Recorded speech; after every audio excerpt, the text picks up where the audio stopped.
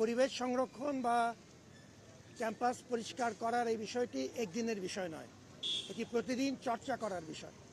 সেই কথাটি আমার পূর্ববর্তী বক্তাদের মধ্যে বারবারই ফুটে উঠেছে। আমরা খুব আন্তরিকভাবে চেষ্টা করব এই ধারাটা অব্যাহত রাখতে।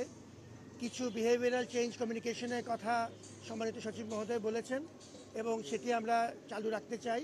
আমাদের ডাকসুর তরফ থেকে বিভিন্ন পর্যায়ে উদ্যোগ নেওয়া হচ্ছে এবং আমরা আমাদের মতো করে আমাদের সামান্য সামর্থ্যে বিশ্ববিদ্যালয়ের পক্ষ থেকেও এই অভিযানের সাথে সহযোগী হিসেবে আমরা এই ধারাটা অব্যাহত রাখতে চাই।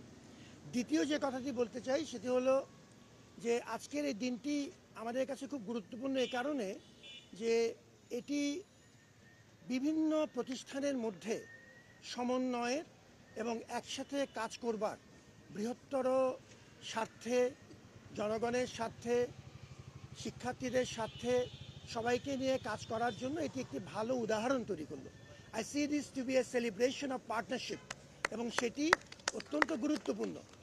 আজকে আমাদের সাথে সম্মানিত সচিব আমাদের অত্যন্ত গুরুত্বপূর্ণ একটি মন্ত্রণালয়, স্থানীয় সরকার মন্ত্রণালয়, আমাদের ঢাকা দক্ষিণ সিটি কর্পোরেশনের সম্মানিত প্রশাসক সহ সর্বস্তরের কর্মকর্তা কর্মচারীবৃন্দ, বিশেষভাবে উল্লেখ করতে চাই সিটি কর্পোরেশনের আমাদের প্রতিদিনের সাথী, আমাদের পরিচ্ছন্নতা কর্মীবৃন্দ যারা আজকে আমাদের সাথে যোগ দিয়েছেন। প্রায় 1305 জন প্রশাসক থেকে শুরু করে আমাদের পরিচ্ছন্নতা কর্মী পর্যন্ত তাদের বিপুল বহর আজকে আমাদের সাথে কাজ করছেন। এর সাথে ডাকসুর আমাদের প্রতিনিধিবৃন্দ সহ আমাদের শিক্ষার্থীরাও যোগ দিবেন, আমাদের স্টেট বিভাগ সহ। আমরা এই উদ্যোগটিতে বহু মানুষের সহযোগিতা পেয়েছি।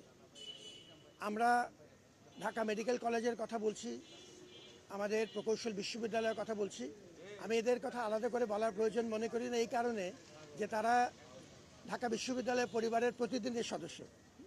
সেই হিসাবে আজকে আমরা তিনটি প্রধান শিক্ষা প্রতিষ্ঠান, সরকারের অত্যন্ত গুরুত্বপূর্ণ একটি মন্ত্রণালয় এবং তার সাথে সংযুক্ত আমাদের সিটি কর্পোরেশন, আমাদের সম্মানিত সাংবাদিকবৃন্দ, আমরা সবাই মিলে একটি মহৎ উদ্দেশ্যে একটি কাজ শুরু করলাম। So one small step in the right direction. আরও বহু পথ আমাদের অতিক্রম করতে হবে।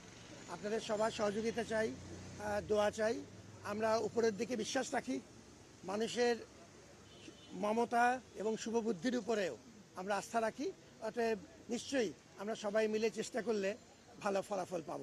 পরিবেশ সংরক্ষণ আমাদের অস্তিত্বের স্বার্থেই প্রয়োজন। আপনারা সবাই ভালো থাকুন এবং এই উদ্যোগকে আমরা আজ থেকে শুরু করলাম, কবে শেষ হবে জানি না, এই উদ্যোগ অব্যাহত থাকবে।